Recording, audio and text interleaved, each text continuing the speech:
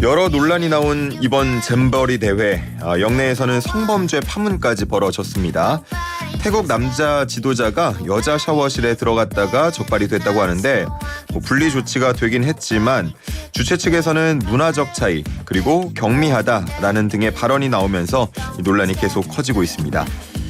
여자 샤워실에 들어간 남성, 성범죄에 해당할 수 있을지 전문가와 함께 이야기 나눠보겠습니다.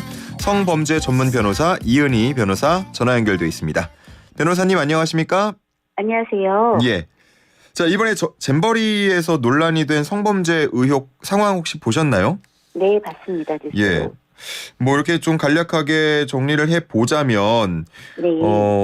여성 지도자가 이제 천막으로 가려진 샤워실에 들어가는데 무언가 인기척을 느껴서 보니까 태국인 남성 지도자가 뭐 샤워실을 따라 들어왔다라고 합니다. 네. 뭐 이야기를 들어보면 본인도 더워서 샤워를 하러 들어간 거다라고 주장을 한다고 하는데 타월이나 비누 같은 샤워에 필요한 물건들은 없었다고 하고요. 이게 그 사안만 놓고 보자 그러면 신체 접촉이나 이런 거는 없는 상황인데 몰래 따라 들어간 이런 정황을 보고 성범죄에 해당할 수 있을지 어떻게 보십니까?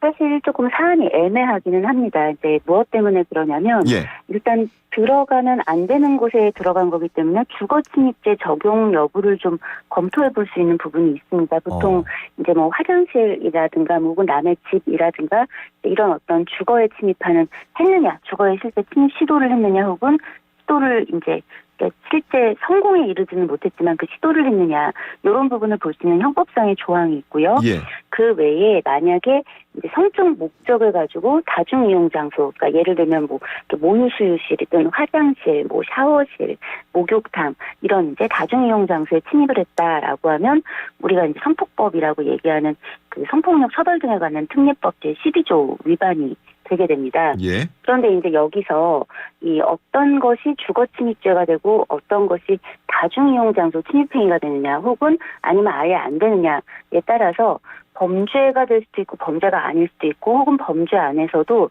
성범죄일 수도 있고 성범죄는 아닌 그냥 일반 범죄로 분류할 수도 있는데 예. 여기서 이제 제일 중요하게 지금 이제 그 주목되고 있는 부분은 성범죄로 이걸 볼 수 있을 것이냐잖아요. 그렇죠.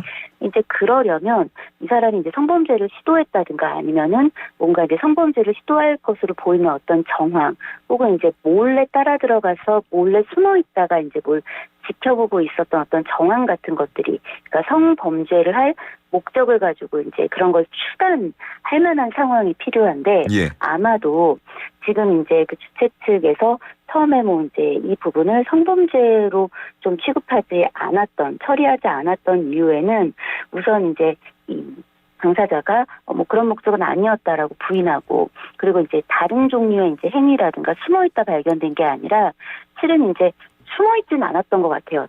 따라 들어갔거나 혹은 원래 있었던 건 맞는데 예. 근데 이제 이게 샤워실이다 보니까 안에 샤워 도구 같은 게 있을 수도 있고 아닐 수도 있잖아요. 네, 이런 부분들 때문에 이게 이제 성적 목적을 가지고 들어간 게 맞느냐의 부분이 좀 쟁점이 되고 그 부분에서 인정이 되지 않았기 때문에 예. 이걸 이제 성폭법상 다중이용 장소 침입행위로 분류하기는 좀 무리가 있다고 판단했던 것 같고요. 주거 침입이라고 보기에는 이제 이게 영내잖아요. 그렇죠. 그러니까 이 잼버리 행사를 하고 있는 그렇기 때문에 이제 이렇게 범죄 행위로도 분류하기가 좀 어렵다라고 판단한 게 아닐까라고 생각이 듭니다. 그래서 성범죄에 포함이 될 수 있냐라고 물어보시면 포함이 될 수도 있겠지만 여러 가지 정황상 그걸 좀 적용하기 힘들었던 것으로 보인다라는 정도의 이야기를 드릴 수 있을 것 같습니다. 예. 뭐 정확한 그 당시의 상황이 담긴 CCTV나 뭐 이런 걸 저희가 보고 얘기는 하는 건 아니기 때문에 네. 여러 가지 이제 가능성 중에서 그 높은 부분을 좀 짚어주신 것 같고 네. 이번에 이 논란과 관련해서 이제 주최 측에서 문화적 차이라는 얘기가 나오면서 좀 더 논란이 커진 것 같은데 네. 이 성범죄를 다룰 때 문화적 차이 우리 변호사님은 어떻게 들으셨습니까? 사실 이 사건이 이제 성범죄냐라고 물어볼 때 단언하기는 어렵지만 예. 그걸 단언하기 어려운 것과 주최 측이 어떻게 접근하고 어떻게 피해자에게 설명해 줘야 하느냐는 좀 다른 문제일 수가 있습니다. 예. 이 부분에서가 이제 여기서부터가 더 큰 문제였다라고 저는 생각을 하는데요. 예. 문화적 차이로 얘기를 하려고 들면 온갖 성범죄에서 피해자의 문화와 가해자의 문화는 굳이 뭐 나라가 다르거나 뭐 문화권이 다르다고 해도 각자 다르다는 얘기를 할 수밖에 없는 거잖아요. 그리고 이게 경미하다 아니다는 그거는 피해를 입은 사람의 입장에서 이야기를 해야지 이거를 주최 측이 보고서 뭐 이제 이 정도면 뭐 특별히 뭐 다른 성범죄로 구체적인 성범죄로 이어진 건 아니잖아. 그러니까 경미해 이렇게 단정할 수 있는 것도 아니라는 거예요. 예. 그러니까 오히려 처음에 이 문제가 불거졌을 때 상황이 이만저만했다. 이제 뭐 예를 들면 따라 들어갔지만 뭐 본인을 몸을 숨기려고 하는 이제 이 가해자의 행위가 뭐 자기를 원래 이제 몸을 감춰서 피해자가 모르게 해서 지켜보려고 하는 행동이 있었다든가 뭐 그런 게 아니었다라든가 혹은 먼저 들어가서 샤워를 이미 했는데 뭐 저기 노래를 부르고 있어서 피해자가 발견했다 이런 기사도 있어요. 그래서 지금 이때 정황을 이야기하는 기사들도 내용이 조금 분분한데 이런 내용들을 좀 더 분명히 밝혀서 사실은 이만저만한 이유로 성적인 목적으로 이 안에 들어갔는지가 조금 불분명하다 보니까 이 부분에 대해서 성범죄로 분류하기는 어렵고 다만 피해자의 입장에서는 굉장히 당혹스럽고 성적 불쾌감을 느낄 수 있는 상황이기 때문에 분리조치했다. 뭐 퇴용 조치할 예정이다. 뭐 이렇게 얘기를 하면 될 걸 이거에 대해서 문화적 차이가 어떠니 경미하니라는 발언은 이제 여기 보면은 지금 주최 측에 여가부가 있잖아요. 예. 그런 부분에 있어서는 어떻게 처리를 좀 이렇게 하는 것은 상당히 미흡하지 않았나, 상당히 부적절했다라고 보여집니다. 예. 뭐 말씀을 하신 대로 뭐 결과를 보자면 어쨌든 분리 조치가 끝내 되긴 했습니다. 네. 근데 또 반대로 생각하면 그 지금 이게 정확하게 뭐 잘잘못을 따지기 어려운 상황이라고 말씀을 또 하셨으니까요. 네. 만약에 이 태국인 지도자 입장에서는 그 분리 조치가 또 좀 부당하다 혹은 차별이다 이렇게 느낄 수도 있는 상황인 건가요, 그러면? 근데 이제 이 부분에서 이게 성범죄가 아까 성범죄로 분류되기가 좀 어려웠을 수 있습니다라고 얘기를 드린 거지. 예. 이게 피해자의 입장에서 성적 수치심을 느낄 만한 상황이냐에서는 누구라도 성적 수치심을 느낄 만한 상황이긴 하잖아요. 내가 샤워하러 들어갔는데 이제 다른 어떤 성의 다른 젠더의 사람이 와서 이제 이거 나를 볼 수도 있는 상황 혹은 나의 신체를 본 상황. 그러면 우리가 성희롱의 개념으로 이제 살펴볼 때는 성희롱은 이제 이게 형사처벌의 영역은 아니에요. 하지만 그렇기 때문에 요건 자체가 성범죄 혹은 성추행하고는 다릅니다. 가해자의 고의가 필요 없어요. 과실이라 하더라도 그러니까 고의가 아니라 실수로 뭔가 타인에게 성적 수치심을 주었다 하더라도 이게 그럴 만한 상황이고 피해자의 입장에서 보면 누구나 성적 불쾌감, 수치심 이런 거 느낄 만한 상황이라면 성희롱에 해당이 된단 말이죠. 그렇다라고 한다면 이거는 당연히 분리조치가 됐어야 되는 상황이고 그러면 이 부분에 대해 조치했다라고 해서 가해자 측에서 크게 반발했을 거라고 여겨지지는 않거든요. 그렇군요. 그리고 이게 가해자 측이 크게 반발하냐 아니냐를 고려해야 될 게 아니라 피해자가 이런 신고를 했고 어떤 그런 피해자가 성희롱으로 생각할 만한 상황이 있다면 그 조치를 해야 되는 건 주최 측의 의무잖아요. 그러니까 가해자가 반발할 수도 있으니까 뭐 차별이라고 느낄 수도 있으니까 그렇게 못했다라고 하는 거는 변명이 되기는 어려울 것 같습니다. 개념을 조금 정리해 볼 필요가 있을 것 같은데 방금 말씀하신 것처럼 성희롱은 좀 또 다른 개념인 것 같고 성추행, 성폭력, 뭐 성비위 여러 가지 단어로 저희가 이 성범죄를 표현하지 않습니까? 이게 법적으로 좀 나눠지는 개념인 건가요? 일단 예를 들면 성추행이나 이제 성폭행이라고 얘기되는 거는 형사법적 영역입니다. 성폭행이다라고 얘기를 하는 건 주로 뭐 우리가 강간, 중강간 뭐 이렇게 얘기되는 그런 범죄를 얘기하고 성추행이라고 하는 건 이제 신체적인 어떤 접촉을 통해서 일어나는 성적 수치심을 일으킬 만한 그런 어떤 행위들을 이야기합니다. 신체 접촉이고요. 그렇죠. 신체 접촉을 전제로 이걸 가해자가 이제 어떤 고의를 가지고 이렇게 했다라고 하면 추행으로 보는 거죠. 그래서 성추행이나 성폭행은 형사처벌의 대상이 됩니다. 그런데 형사처벌의 대상이 직접적으로 되진 않더라도 뭐 신체적인 접촉이 직접 일어나진 않더라도 이제 예를 들어서 뭐 아래 위로 뭐 계속 신체를 뚫어지게 훑어본다든가 예. 뭐 언어적으로 뭐 성적 불쾌감을 뭐 야기할 만한 어떤 뭐 음담패설을 한다든가 예. 뭐 이제 이런 것들을 우리가 성희롱이라고 이야기를 합니다. 그리고 이런 성희롱, 성폭행, 뭐 성추행 이런 것들을 쭉 아울러서 이제 큰 카테고리로 성폭력이다라고 이제 저희가 불러요. 예. 그래서 지금 이제 이번 사건이 성추행이냐, 뭐 성범죄냐라고 할 땐 그렇게 보기는 어렵지만 피해자의 입장에서 성희롱이라고 평가하기는 충분한 상황인 아하. 거죠. 그렇군요. 네. 그러면 이제 뭐 이게 고의냐 실수냐 이런 거는 상관이 없다는 말씀이죠. 그러니까 성희롱에서는. 성희롱에 해당하는 거에는 이거는 뭐 실수라 하더라도 피해자가 이렇게 느낄 만한 게 이 피해자 주관적인 게 아니라 예. 이게 어느 피해자라도 이런 상황에 처했다면 성적 수치심이나 성적 불쾌감을 느꼈을 거라고 보여진다라고 한다면 그건 충분히 성희롱이 될 수 있는 겁니다. 예. 그러면 형사법적으로 안 다루지 않는다 그러면 성희롱 사건들은 보통 어떻게 처리가 됩니까? 이 성희롱 사건들 같은 경우는 주로 뭐 국가인권위 같은 곳, 노동위원회, 노동부에서 이제 다루거나 인권위원회에서 이제 보통 한국 안에서 일어나는 일이라면 예. 보통 그렇게 해서 이제 사건 조사를 하게 되고요. 그렇지 않은 경우에는 민사법적인 어떤 영역에서 뭐 이만저만한 어떤 상황이 있고 증거가 있고 그래서 내가 이런 피해를 당했다라고 하면 배상의 영역, 손해배상의 영역으로 넘어가게 되는 겁니다. 그러니까 이게 처벌을 받지 않는다고 해서 이게 위법한 게 아닌 거하고는 또 다른 문제인 그러네요. 거예요. 네. 성희롱 사건이 보통 좀 가장 많이 일어나는 장소라고 할까요? 그런 것들도 통계 같은 게 있을까요? 사실 이제 뭐 성희롱이 어디서 제일 많이 일어나냐라고 딱 단언하기는 어렵습니다. 그러나 보통 이제 이런 것들이 문제가 돼서 다뤄지는 어떤 이 영역들이 주로 직장이라든가 학교라든가 이런 곳들이다 보니까 사무실 혹은 이제 회식을 하는 장소 그리고 사실 화장실 이런 곳들도 이제 전반적으로 성희롱이라든가 혹은 이제 성범죄가 많이 일어나는 장소라고 보여줄 수 있는 거죠. 예. 그 성추행을 판단하는 기준도 늘 좀 이슈인데 네네. 최근에 그 이탈리아 법원 판결에서 그런 게 있었다고 하더라고요. 뭐 10초 이상 신체 부위를 만져야만 성추행이 성립한다라면서 무죄를 선고하는 일이 있었다고 합니다. 이거야말로 사실 문화적 차이가 있는 거예요.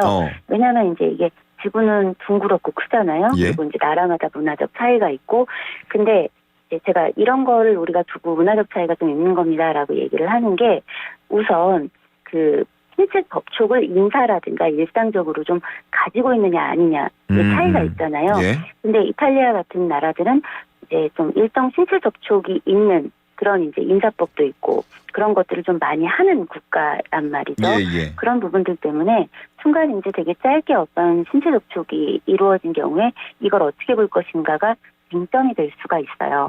그런데 거꾸로 이제 지구 반대편쯤에 있는 우리나라 같은 경우에는 우리가 인사를 하면서 뭐 서로 뭐 뺨에 뽀뽀를 한다든가 뭐 포옹을 한다든가 뭐 이렇게 하지 않잖아요. 그쵸. 그러니까 이제 지금 이탈리아에서는 이런 게 쟁점이 됐다라고 하지만 우리나라에서는 이제 몇 초간 만졌느냐 이런 것들이 쟁점이 되기는 좀 어렵습니다. 물론 이제 개별 사건에서는 의도를 따지느라고 그 부분이 문제가 되기도 해요. 예. 근데 왜 의도를 따지냐면 아까 말씀드린 것처럼 성추행은 범죄고요. 범죄는 행위자의 고의를 요건으로 합니다. 그래서 성추행 같은 경우에 추행을 하려는 고의, 즉 뭐냐면 피해자에게 성적 수치심을 주려고 했다든가 아니면 가해자 자신의 일방적인 성적 만족을 추구하려고 했다든가 하는 이제 이런 목적이 이제 어느 정도 자기가 자백하지 않더라도 이 행위에서 추단이 돼야 되거든요. 예. 그런 것과 관련해서 당시에 뭐 이제 뭐 순간 잠깐 접촉이 있었지만 뭐 그런 게 아니었기 때문에 뭐 추행의 고의가 있다 없다 이런 것들이 개별 사건에서는 문제가 될 수 있어요. 문제가 되기도 하고 그렇지만 전반적으로 지금 이탈리아에서처럼 뭐 10초 정도의 신체 접촉은 뭐 이 어느 정도 이 추행이라고 보기는 어렵다라고 이제 어떤 그 일반론화 시킬 수 있는 그런 문화는 아닌 거죠. 그래서 여기에는 문화적 차이가 있는 겁니다. 우리 왜 만원 대중교통 지하철 같은 거 타다 보면 본인이 의도하지 않더라도 신체 접촉을 하는 경우들이 생기잖아요. 맞습니다. 근데 그 신체 접촉을 또 당했다라고 생각하는 입장에서는 이게 뭔가 단순히 밀려서 나한테 접촉하는 게 아니고 뭔가 의도가 있는 것 같다라고 느낄 수도 있을 것 같아요. 예, 그런 어떤 분쟁들이 사실 되게 많아요. 예. 그런데 이제 전반적으로 우리가 이제 그 얘기를 하면서 뭐 그런 얘기를 하면서 피해자들이 오해해서 이렇게 하면 어떡하냐라고 얘기하는데 사실 그런 신고는 많지가 않습니다. 근데 현실에서 제가 어떤 피해자 이제 사건 같은 것들로 이런 사건들을 다수 되게 접하게 되거든요. 예. 그런 경우 보면은 대부분 신고가 되는 어떤 상황들은 붐비지 않는데 몸이 부딪힐 만한 상황이 아닌데 와서 이제 몸을 근접시켜서 밀착시켰다든가 아니면은 좀 붐비는 상황이었다 하더라도 구체적으로 이제 어떤 일정 신체 부위, 뭐 엉덩이라든가 가슴 옆구리, 배 같은 데를 뭐 주물렀다든가 이제 이런 행위들이 신고가 되고요. 예. 요즘은 CCTV가 굉장히 잘 돼 있기 때문에 보통 목격자가 없더라도 입증이 될 수 있는 상황들이 꽤 많이 있습니다. 그래서 오히려 이제 이런 상황에서도 내가 범죄로 몰리는 거 아니야 이런 생각들을 하시는 거는 그렇게까지 이제 현실적으로 많이 일어나는 일은 아니다. 그리고 이제 이렇기 때문에 우리가 그 대중교통이나 이제 사람이 혼잡해가지고 부딪히는 어떤 상황들은 거기에는 이제 뭐 성적 수치심을 주려는 고의나 혹은 성적 만족을 주려는 고의를 추단하기 어렵기 때문에 예. 그런 걸 범죄로 인정하고 있지는 않고요. 그래서 이제 이렇게 그 고의가 인정될 만한 상황까지가 행위와 결합이 될 때 이제 성범죄로 보는 거죠. 그렇군요. 예, 알겠습니다. 그렇습니다. 그 성희롱 관련해가지고 이 판단 기준에 대해서 늘 뭐 가해자 피해자의 이야기가 여러 좀 뭐랄까요 엇갈리는 경우가 많고 네. 그걸 판단할 때도 참 어렵겠다 싶은데 이럴 때는 그러면은 피해자 입장이 조금 더 우선된다라고 생각하면 되나요? 피해자의 입장이 우선된다기보다는 피해자의 이제 진술의 신빙성을 판단해서 피해자의 진술의 부분들을 좀 더 면밀히 살펴야 한다라는 게 이제 법원의 입장인 것이고요. 예. 사실은 법리가 그렇게 불분명하지 않습니다. 이 보면은 뭐 피해자가 뭐 성적 수치심이 들었다라고 진술했으니까 뭐 이거를 뭐 성희롱으로 인정한다 이런 게 아니라요. 예, 예. 이제 예를 들어서 이제 되게 많은 판례들에서 판시하면서 반복적으로 사용하고 있는 표현들이 피해자와 유사한 입장, 지위에 있는 사람이 이제 피해자가 처한 어떤 상황에 처했을 때 통상 성적 수치심을 느낄만 하다면 그건 성희롱이라고 판단한다라는 기준이 있습니다. 그러니까 예를 들어서 어떤 피해자가 나의 어디를 이 사람이 만졌어요, 뭐 쳐다봤어요, 뭐 어떤 말을 했어요라고 이제 이야기하면서 성희롱을 이야기했을 때 예. 나는 성적 수치심이 느껴진다 하니까 인정해주는 게 아니라 이 피해자가 아니라 다른 사람이었어도 이런 상황이라면 성적 수치심을 느낄만 하다라는 어떤 이제 그런 어떤 그 전반적인 공감할 만한 어떤 그 감정의 상태 플러스 그 행위가 있었느냐에 대한 입증 이런 것들이 이제 합쳐져서 보통 판결이 됩니다. 근데 일부 이제 이 판결문의 문구만 가져다가 이제 기사화되고 하다 보니까 많은 분들이 피해자가 성적 수치심을 느꼈다고 하니까 일방적으로 그거를 이제 그 받아들여서 예. 그 가해자가 된 거 아니냐 이렇게 생각하시는데 생각보다 법적 절차와 인정 과정은 꽤 까다롭습니다. 아, 그렇군요. 예. 인터넷을 보다 보면 마치 뭔가 무고가 굉장히 많을 것 같고 가해자와 피해자의 입장이 엇갈려가지고 억울한 경우들이 서로 굉장히 많을 것 같고 그랬는데 그런 게 아니다. 법리적으로는 그 잘잘못을 다 구분할 수 있는 장치들이 있다라는 말씀이신 거죠? 네, 그렇습니다. 좀 변호사님께서 접해보신 그 성희롱 사례들 중에 이런 것도 있었다 싶을 만한 좀 전해주실 내용 사례들이 있습니까? 그 이제 이런 성희롱 사례들 안에서 이제 이번처럼 나는 성적 고의는 없었다 같은 것들이 이제 어떤 거냐면 예를 들어 뭐 사무실에서 어떤 이유로 내가 탈의를 했다. 옷을 이제 갈아입었다. 아, 예. 그리고 뭐 혹은 내가 좀 옷을 벗고 있었다. 뭐 예를 들면 약을 바르기 위해서라든가 네. 뭐 이제 여러 가지 이유가 있을 수 있잖아요. 근데 이게 한 번 한 게 아니라 여러 번 있었어요. 근데 누군가가 나를 성희롱으로 신고해서 난 너무 억울해요. 이런 경우들이 있어요. 예. 네, 그런 이제 성희롱 사례들 같은 경우에 굉장히 극명하게 엇갈리죠. 왜냐하면 이 행위를 한 사람 입장에선 내가 뭘 어쨌다고 그래라는 게 있고 행위를 당한 사람 입장에서는 내가 이제 이런 꼴까지 봐야 되나 이런 게 있을 수 있잖아요. 예. 이제 그럴 때 이런 일들이 왕왕 있는데 그 가해자로 이제 상담을 오신 분들한테 제가 꼭 드리는 말씀이 있어요. 만약에 그 사무실에 본인보다 위에 있는 상사가 있다면, 근데 그 상사가 특히나 그 다른 성별의 사람이 있다면 옷을 그렇게 이제 양해를 구하지 않고 상황이 뭐다라는 이제 이야기를 전체적으로 설명하고 뭐 이제 갈아입는다든가 혹은 약을 바른다든가 혹은 다른 화장실이라든가 다른 시설을 이용해서 뭐 한다든가 하지 않고 똑같이 사무실에서 했겠느냐. 이런 걸 생각해 보면 우리가 함께 생활하고 있는 공간 안에서 누군가에 대해서는 조심해야 된다고 생각하지만 누군가에 대해서는 조심하지 않아도 된다고 생각하는 것들이 그 기준이 있단 말이죠. 그래서 이 성희롱의 문제는 존중의 문제, 예의의 문제 이런 것들과 많이 연결이 되어 있습니다. 그렇기 때문에 지금 만약에 이제 이런 부분들이 부담스럽고 뭔가 되게 불안하게 여겨지는 누군가가 있다면 나는 충분히 상대방들을 존중하고 있는가 같은 것들을 함께 돌아보면 조금 덜 불안하지 않을까. 뭐 이런 이야기를 좀 드려보고 싶습니다. 네, 알겠습니다. 자, 뭐 이제 시간이 다 돼서 마지막 질문만 드리고 마무리를 지을 텐데, 네네. 요즘에 식당이나 이렇게 주점 같은 데 이용하다 보면은 여전히 남녀 공용 화장실들이 많고, 네. 그러다 보니까 이게 좀 성범죄에 취약할 수 있다 이런 지적들이 늘 나오곤 합니다. 네네. 이거는 법적에서는 어떻게 보시는지 궁금하네요. 그 화장실과 관련된 이제 어떤 범죄들, 특히 이제 몰래카메라 같은 것들 있잖아요.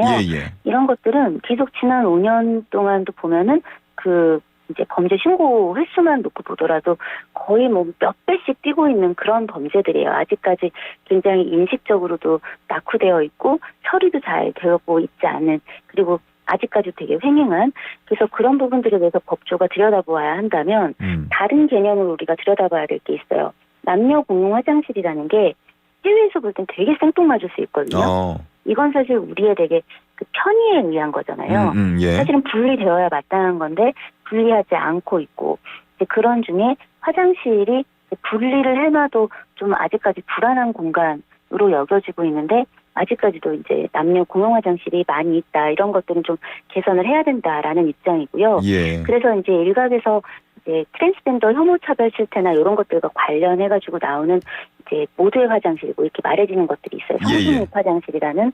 근데 이 개념을 자꾸 남녀 공용 화장실이랑 혼용해서 쓰는데, 이 성중립 화장실이라는 건 그 해외처럼 남녀 화장실이 분리되어 있는 개념 전제하에 있는 거예요. 그래서 우리나라에서도 이제 이런 것들을 좀 도입하고 노력하고 있는 성공회대니 뭐 카이스트니 서울대니 이런 데들이 이제 도용하고 있는 건 남녀 공용 화장실이 아니라 말 그대로 어떤 퀴어한 입장에서도 이제 자유롭고 안심하고 쓸 수 있는 그런 어떤 함께 쓸 수 있는 화장실을 이야기하는 거고요. 우리의 이제 현재 상황은 화장실을 좀 더 안전하게 배치하고 이용할 수 있게 하는 거에 계속 좀 고민을 해야 되는 상황이고요. 그렇기 때문에 남녀 공용 화장실 같은 경우는 빨리 좀 개선해야 한다. 이렇게 말씀드리고 싶습니다. 알겠습니다. 자, 오늘은 여기까지 듣도록 하겠습니다. 이은희 변호사와 함께했습니다. 고맙습니다. 감사합니다.